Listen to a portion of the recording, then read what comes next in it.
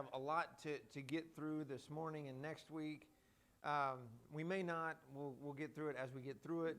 This is like the most un-Christmas Eve topic there is, it seems like, But we're basically telling Jesus' story, the other end of the story that you're going to hear a whole lot today, and you've probably heard a lot recently. But where we left off, we talked extensively about Peter's denial and that whole situation. We're going to be in John 18, Matthew 26, 27, and Luke 22. So that's kind of where we're going to be bouncing around a little bit this morning. But when we left off last week, we were at that moment. We kind of separated and looked at where Peter is and that whole situation. And we ended class with the reminder, this is where Jesus is still, this is all still happening to Jesus. He's still at Caiaphas's. And we're now at the point where they're done. The Jews have made their decision. They just need to be told it's okay to do what they want to do. So that's where we're going to pick up this morning. Do we have any particular prayer requests this morning before we get started? And we've got a lot of people traveling this way, people traveling out of town. Okay, let's have a word of prayer and then we'll get into class. Our Father in heaven, we thank you so much for this morning. We thank you for this time that we have to be here together to fellowship with one another, to study from your word. I thank you so much for all these that are here this morning. We appreciate the opportunity we have to worship you, to worship your Son this morning, God, as we are in a time when a lot of our world is focused on your Son, when they usually aren't. We just appreciate the opportunity to be a light to our communities, to share our knowledge, to share our relationship with Jesus, with those around us. God, we pray for those on the road this morning. We know we have several of our own traveling to see family, have family coming to see them. We just pray that you will watch over all those out on the roads and whatever capacity that is, whether people are driving, flying, whatever it is, going to different places.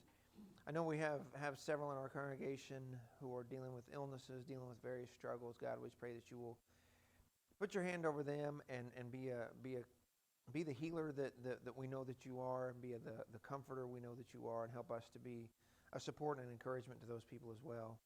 Pray that you bless our time here this morning, that we will focus on your Son, that we will focus on these last few hours of his life here on this earth.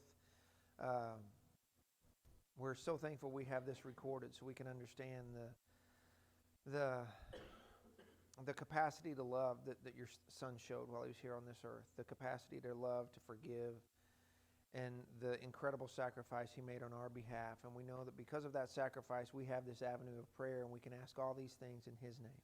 Amen. Okay, John 18.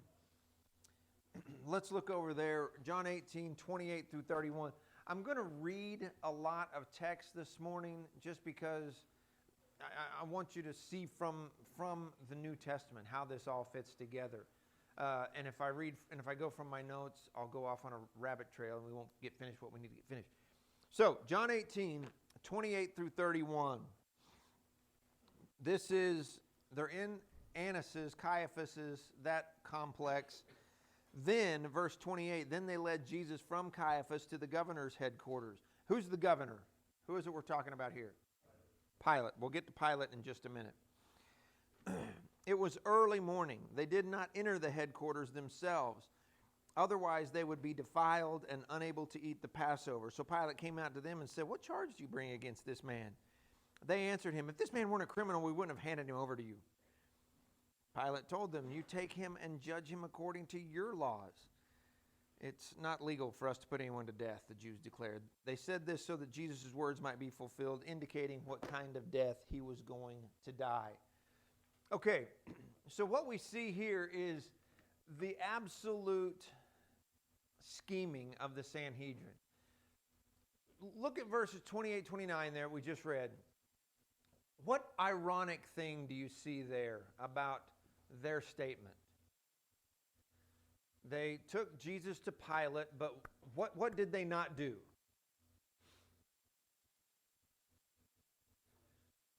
Well, yeah, they dodged his questions, but even before that, they won't go inside. Why not? Because they want to eat the Passover. They'll be defiled.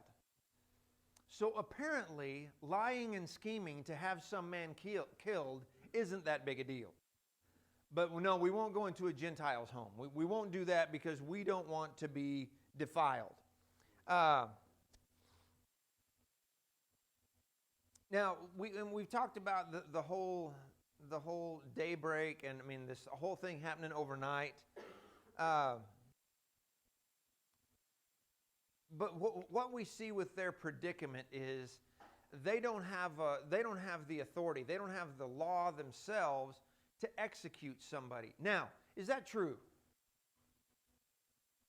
Technically, it's not, because the Romans will allow them. They live by Rome's rules to a degree, but Rome will allow them to stone somebody. Sort of. They're not supposed to. Now, see, this is one of those things I wish we'd have got to this sooner, because I'd like to spend some time. I would encourage you to go back and read find somebody that there's some good commentaries, those Truth for Today commentaries that we have, those red ones. They have a good explanation of all this. The law from Rome is that the Jews can't kill anybody except for moral or religious reasons. And even then, it's like they're not supposed to, but Rome has to kind of okay it, or Rome just kind of looks the other way, is basically what it amounts to. So think back to the woman caught in adultery. They're taking her to Jesus to stone her, and Jesus won't participate for several reasons. But number one, he can't. They're just not supposed to be doing that. So there's all sorts of machinations going on here. It's all very political within all of this.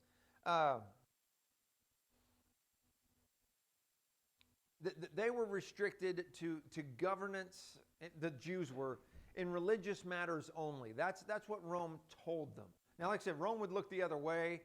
And what's weird about this is the Jewish leaders that night, the night they had Jesus in custody, this sounds terrible, so bear with me, they would have been better off just killing Jesus while they had him in custody. But why didn't they? Why couldn't they?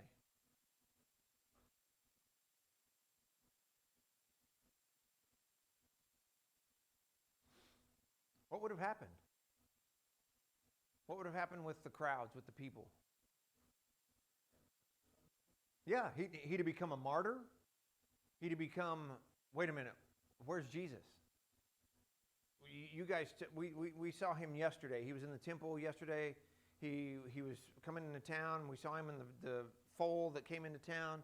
It was a big deal. We're all excited. Where is he now? What are the Jewish leaders going to say? We killed him. The thing would have blown up. So technically, it would have been easier for them just to kill him, but it would have been a nightmare for them. It would have been a political, social. There would have been upheaval. It would have been bad. So when we think about all of this, again, I just want to encourage you to remember all the different layers of all the different tensions that are going on here. Dana.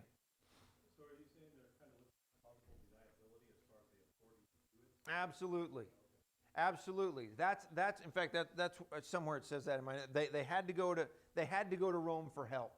They had to get Rome's nod to do this, but then they could also say, well, we didn't kill him. We don't even have a law to do that. It was the Romans, they got all mad because he was saying he was king. When, as we'll see as we progress through this, it is obviously the Sanhedrin who is driving the crowd. It is obviously the Jewish leaders who are poisoning the people against Jesus.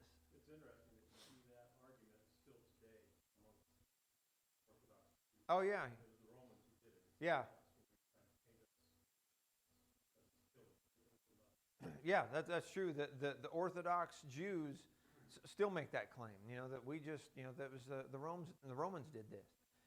But what we see is that this whole thing, like I said, we talked about this last week, this whole thing happened overnight as it was not supposed to. But then Luke 22 says, as soon as it was day, I mean, as soon as you could see the sun coming up, they reconvened. Now, what's interesting about this is from the time they stopped, which we don't know what time this was, from the time they just went, okay, enough for the night, Jesus was apparently kept in Annas' house. Because it doesn't say that he went anywhere else. We don't know. I mean, it doesn't say that Jesus went anyplace else.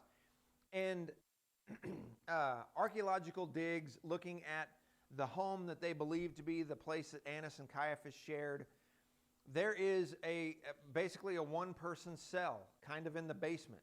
I mean, kind of in the dungeon, if you will, of Annas' home. So it's possible that they just put Jesus in this little holding cell. Now, if that's what happened, which, like I said, the text doesn't tell us if they left when he left and went anywhere else, that's illegal by Jewish law, for one thing. But what would that be considered under Roman law, even? In Western U.S. law, we call that kidnapping. I mean, they held him overnight without a trial, without an actual cause to hold Jesus. They keep him overnight, but as soon as it was day, they start the questioning again. Look at Luke 22, because here it becomes kind of just a rinse and repeat thing again. Luke 22.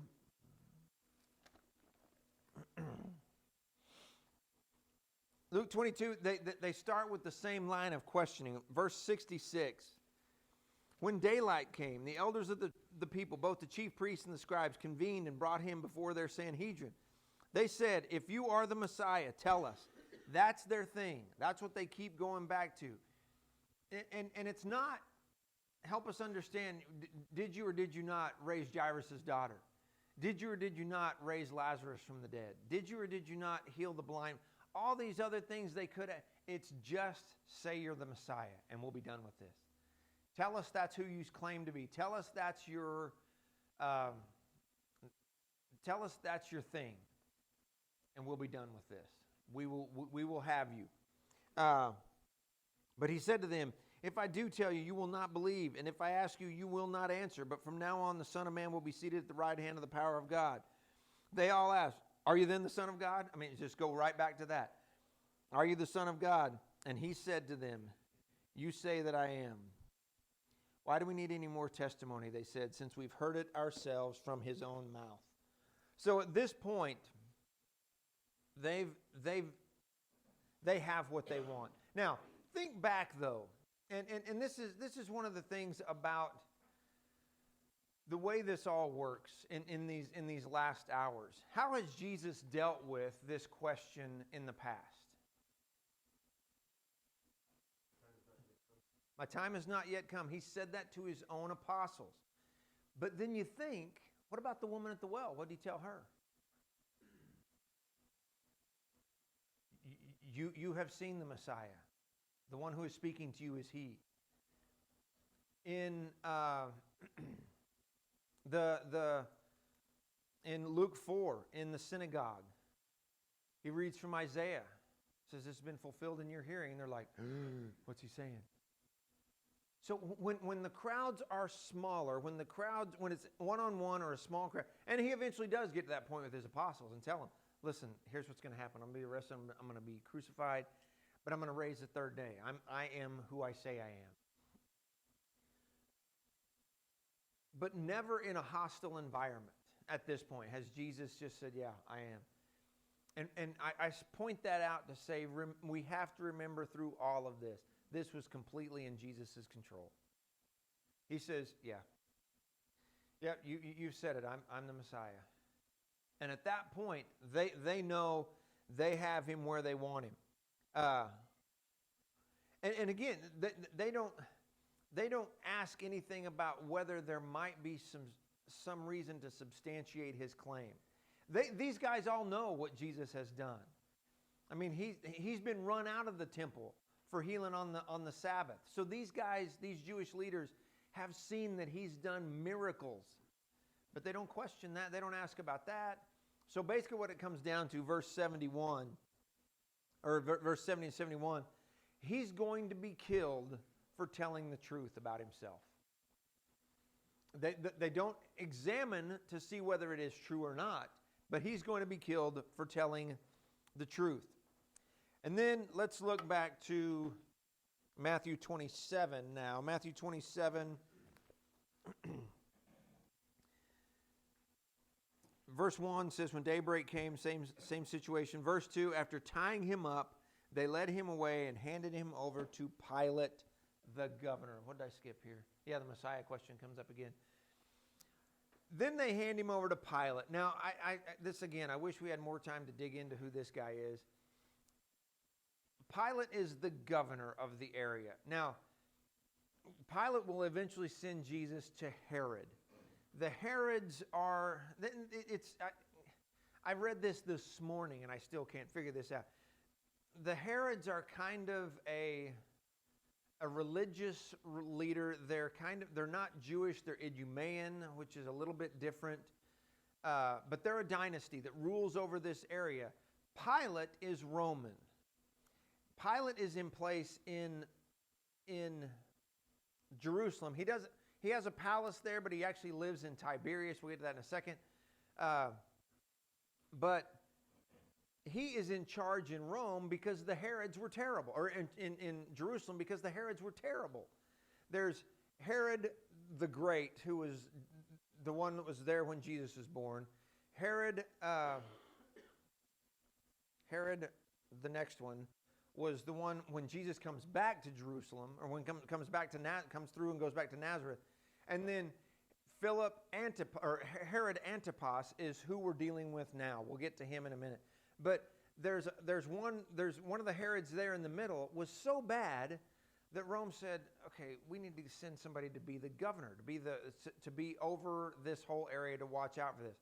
Now, Pilate at this point Pontius Pilate has been in Rome or in Jerusalem for seems like about 5 years or so. He's terrible. You read some of the things he did. He just pokes them. I mean, constantly. As soon as he comes into Rome, Rome and Jerusalem are two different places. As soon as he comes into Jerusalem, he has his soldiers carry around shields with Caesar's image on his shields in Jerusalem. That is an absolute cannot happen for the Jews. The Jews are outraged. The Jews complain. They threaten an uprising. And what Pilate's decision is, his way to handle this, is he says, let's all meet in this amphitheater and let's talk about this. And he gets them there and basically says, if you guys don't shut up about all this, I'm going to kill all of you right now. And there's like hundreds of them. And the Jews at this point, this is all from Josephus and Philo, by the way. They all, there's Jews who get down on their hands and knees and bare their necks and say, okay, do it. Because we will not have Caesar's image around the holy city. So they call Pilate's bluff and he doesn't do it, and then he's embarrassed. So he hates these stinking people. And all throughout his reign, he takes money out of the temple to build an aqueduct. He does the whole shield image thing again a couple years later. He slaughters a whole bunch of Samaritans because he heard they might be planning an uprising. Now, had that been Jews, it would have been a big deal. But to the Jews, because it was Samaritans, they were like, that's not great, but it's Samaritans, right? Because the Jews don't have a great image of the Samaritans.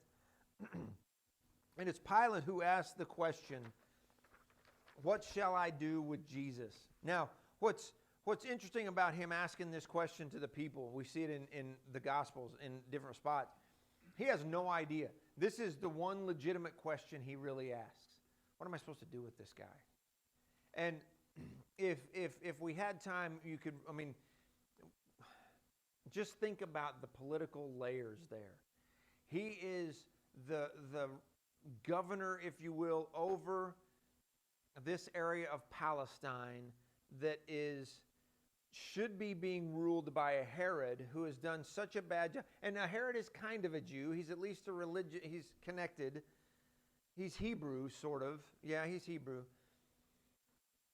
But because the Herod was such a poor ruler, he's been replaced by this Roman guy.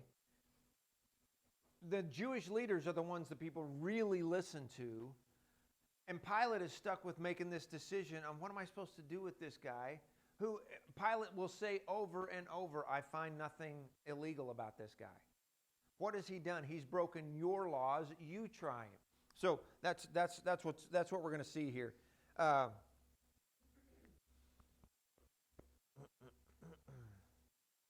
Look at Luke 23. I don't know where you just were, probably Matthew. Go to Luke now. Now, we have to remember, too, this is pretty early in the morning still. I mean, some commentators say this may be, if the sun's coming up like 5:30, this may be that early in the morning. So they're going banging on Pilate's door. Get up, you got to handle this thing for us. So if it's me, I'm mad already. I'm not happy as it is. So Luke 20, what did I say? Luke 22? 23, yeah, there we go. Luke 23. Then their whole assembly rose up and brought him before Pilate. They began to accuse him, saying, we found this man misleading our nation, opposing payment of taxes to Caesar, and saying that he himself is the Messiah, a king. What's wrong with that statement?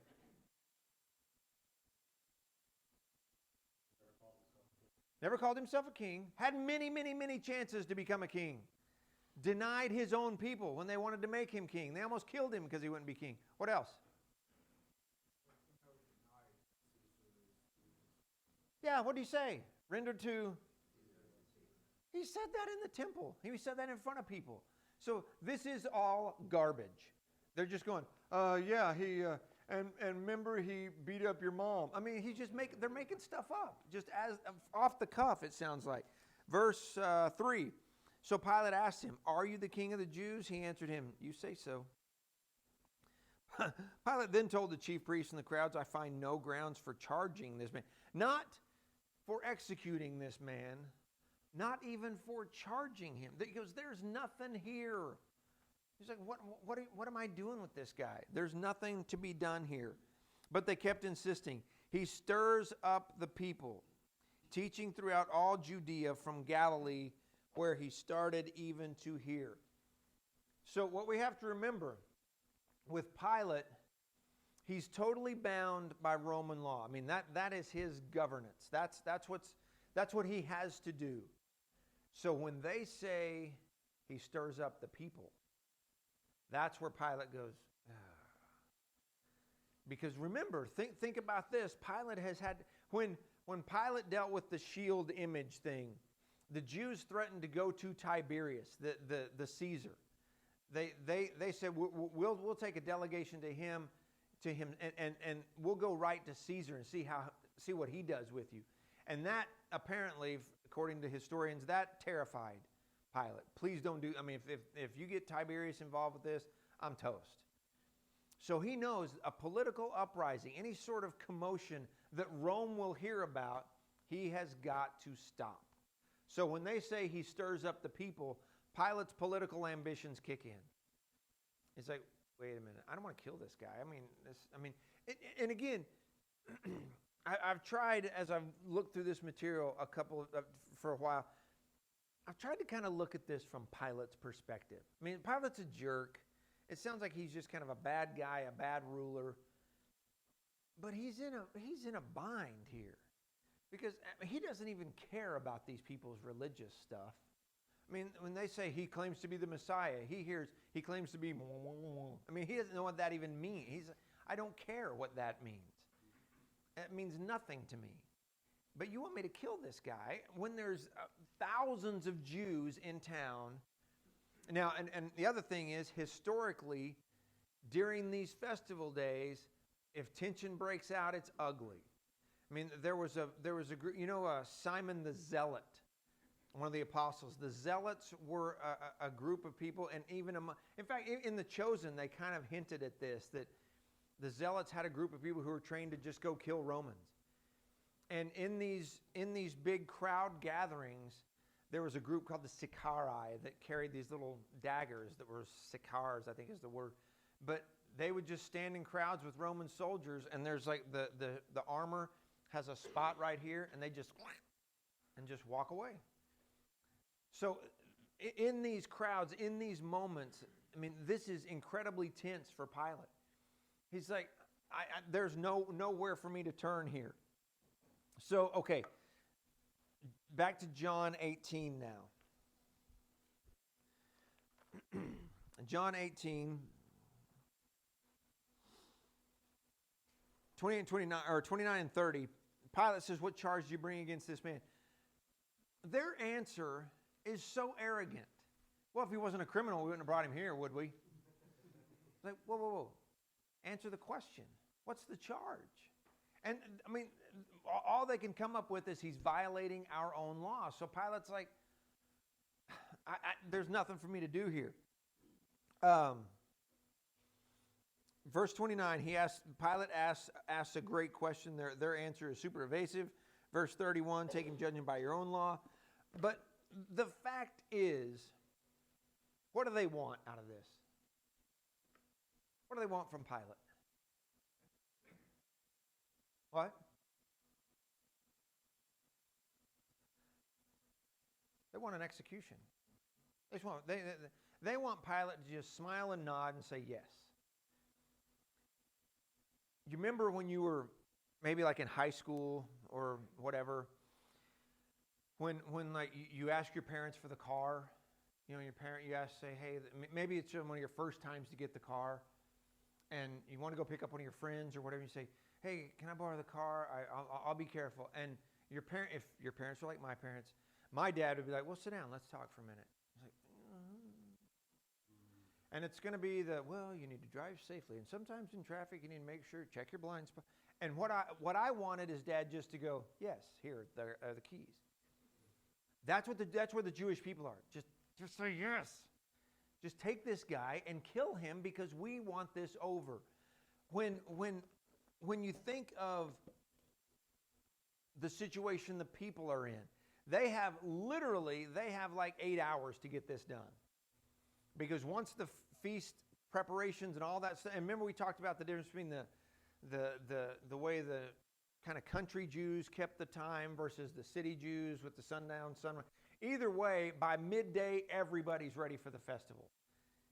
Everybody's doing their stuff to get ready. In Jerusalem, they're getting ready for it the next day, whereas Jesus and his Galilean friends have already taken the Passover meal. That's the difference. But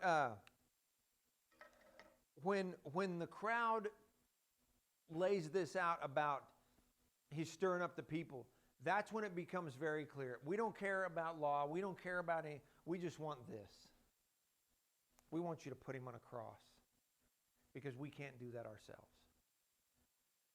And Pilate is in a predicament here. And let me just stop for just a minute and remind us, this is all God's plan. This is a sick thing that's happening. This is corrupt. This is illegal. I've even read guys who are like legal experts who are atheists that were presented here to look at the trial of Jesus historically and tell me what could have been done differently. There are very, very few who will even say, some of that was okay. Because most people, even from a legal perspective, will look at that and go, they broke Jewish law and they're trying to break Roman law. By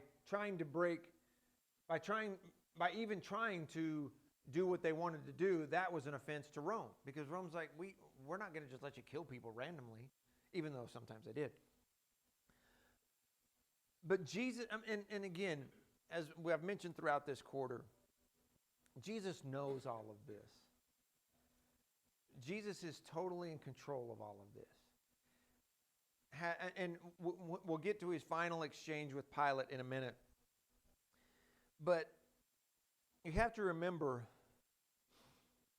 that Pilate knows this. Matthew 27, it says, is the beginning of where Pilate flat out is saying, just take him away. I can't do this. We'll see in John. We would see if we had time in John's gospel 5 times. Pilate says, I want to release him because this is pointless. I can't do anything with this. As we talked about a minute ago, John 6, Jesus had an opportunity to become a king. He said no. The people didn't like that. They wanted him to do this. Jesus has said over and over, my kingdom is not of this world. It had to be frustrating to Jesus to realize that even those closest to him still expected that. I mean, still had that anticipation. But especially when he's standing in this courtroom being charged with that's your insurrection. As you're trying to be king and he's sitting there going, no, never. That's absolutely the opposite of what I have always said. But what the thing is, those guys know a lot of that. Okay, now, let's focus back on Pilate. Think about Pilate's situation here. He has to give these people a verdict, and he's got to do it soon. As like I said, the activities are starting to happen. Like I said, wherever we are in time, we're still pretty early in the morning, but the crowd is going to, people are going to start to notice. When there's a cohort of Roman soldiers taking this guy back and forth between Annas and Caiaphas' home to Pilate, which wasn't very far, but still you got to be out in the streets. Now the crowd's starting to notice that, hey, something's happening here. What's going on? So the crowd's starting to gather. Look back in Matthew 27 now. And it seems here at this point, and tell me if you don't see this, but to me it seems like Pilate might take Jesus aside here and just kind of go, you guys, you stay over there. Let me talk to this guy and see if I can figure out what's going on here. Matthew 27, verse 11. Now Jesus stood before the governor. Are you the king of the Jews? He just says, tell me, let's figure this out. Jesus answered, you say so. While he was being accused by the chief priests and elders, he didn't answer. So that's what kind of makes me think he pulls him aside, because when he's in front of all those people, Jesus won't answer. He eventually does, and I've kind of skipped ahead in time here, or went back in time a little bit. But Pilate says, listen, I've got to know your thoughts on this. I've got to know where you stand in all of this. Pilate can't aggravate the Sanhedrin, because they're again, you think of his political ambitions, that's what he does. He can't make these people mad because they already don't like him anyway. They don't trust him. But then he can't just go completely against Roman law either. I mean, that's his job. That's who he is. Now, back to John. All right, I'm going to have to start reading a lot of this now. John 18. You see, he can't aggravate the Sanhedrin, but for his own future, he also can't be seen as their puppet either, right? Because, if he bows to what they want, then they know they got him. Okay, so what we got to do is stir up the people, and we go get whatever we want. So look at John 18, 36. My kingdom is not of this world, said Jesus. My kingdom were of this world, my servants would fight so that I wouldn't be handed over to the Jews. But as it is, my kingdom is not from here. You are a king then, Pilate asked. You say that I'm a king, Jesus replied. I was born for this. I have come into the world for this, to testify to the truth. Everyone who is of the truth listens to my voice. What is truth? Said Pilate.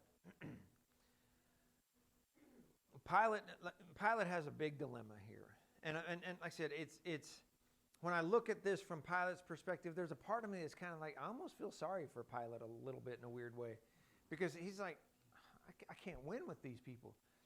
And he says this, what is true? What's he saying when he says this? I mean, you've heard this, you've read this. What do you hear him asking?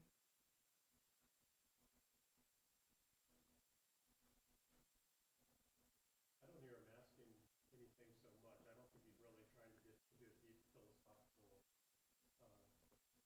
conversation here. Mm-hmm. I think what he's doing is saying, look, truth doesn't matter. This is all political. And this is the thing that's driving everything. This is what your life is balanced on. Is the political things, how it affects me. I've got the power. Yeah. Doesn't realize there's other power behind it. A lot of politics. Any other thoughts? Yeah? There's no good answer here. He's a bit exasperated. What should I? What else? Any other thoughts? I don't see a seeker here. I don't see a guy going, what is truth? I mean, I don't see that at all. What I see is a guy going, what? There's no truth from you. There's no truth from them. I am stuck with this. That there is nowhere for me to go with this. So he's in that position.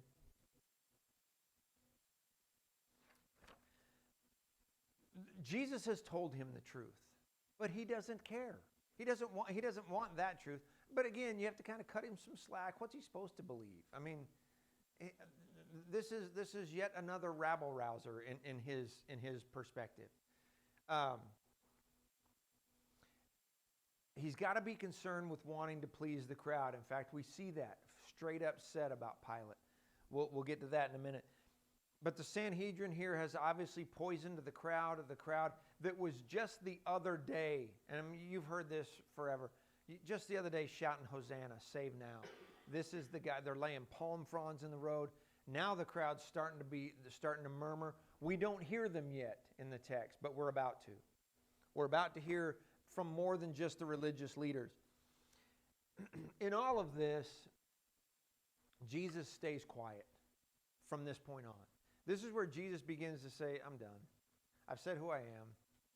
I've told you I've told you who I am. You've seen what I've done. Let's just do this. And again, to point out, Jesus could have argued. Jesus could have said, hey, don't you know from the law? I mean, Jesus stood before the scribes and Pharisees and says, have you not read the law? Do you not know what it says? He could have pulled that card again and said, look and see where I'm born. Look and see what I've done. But he just stays silent because it seems to me, he's done with this.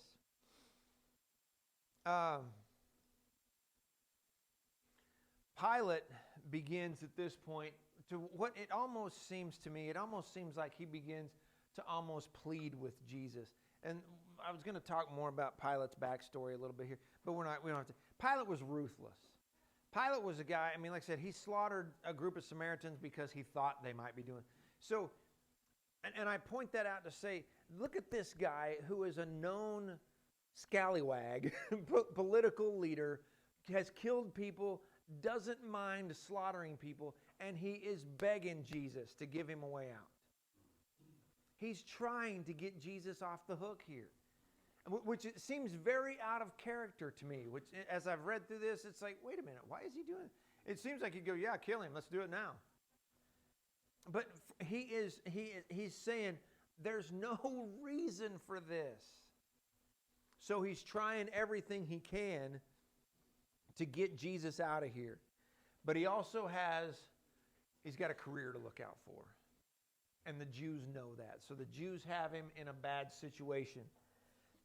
So, Luke 23, Pilate gets his out. Luke 23,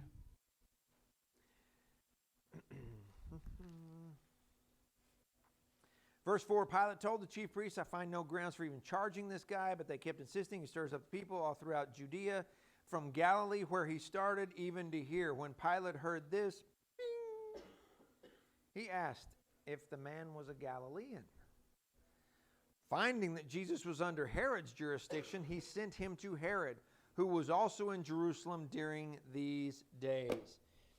This is his out. This is that moment where Pilate goes, wait, where's he from? Get him out of here. Send him to Herod. Take him off to Herod and let Herod deal with that. Now, what I want you to think about here, and we'll see this more with Pilate, we'll have to deal with this more next week.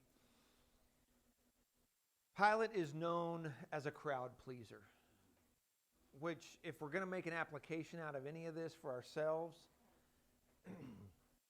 we have got to do. Now, with Pilate, he doesn't know what God wants. He had an opportunity to find out what God wants. That wasn't in the cards for him. We know. So we have to be cautious about being in a crowd of people and seeing that there's a push this way or that way, that everybody's going that way. Peter, the last couple weeks, Peter's standing around the fire. There's a crowd of people. Hey, you were with that guy. Peter's brain goes, I can't say anything in this crowd of people. We have to be careful to not worry about being crowd pleasers. We got to do what God says. We've got to keep our focus on serving Jesus, standing for Jesus. Pilate, to his credit, Pilate tried in his way to stand for Jesus. But when it came down to it, as the text will tell us, wanting to please the crowd, he turns Jesus over to be crucified. At this point, he's off to Herod. We'll have to talk more about Herod. Herod lives in Tiberias. It's where his main palace is. Tiberias is a relatively new city at this time. It was going to be a big deal. Tiberias was it was built in honor of Tiberius Caesar. But as they were building the city, they uncovered a massive graveyard. So the Jews would never go to Tiberias because it's a defiled city. So it's kind of a Roman enclave right in the middle right in Palestine. We have no record of Jesus ever going to Tiberias. But he's in Galilee the whole time. He's all around Herod, but Herod's never seen him. Almost seems like Jesus knows, because historians tell us that this is the Herod who killed John the Baptist. And historians tell us that this guy wanted to kill Jesus already anyway, just because Jesus was a mess, was causing problems. But what does Herod want? And we'll stop right there. What does Herod want with Jesus? He wants to see a trick. He's heard about this guy turning water to wine, raising people from the dead, healing blind people. Let's see it. Come and perform for me. So we'll start with Herod, then go back to Pilate, and then we'll wrap this all up next week. Any thoughts? I kind of rambled this morning. Okay, Merry Christmas to everybody. Be safe, whatever you're doing. We'll see you next week. Pew.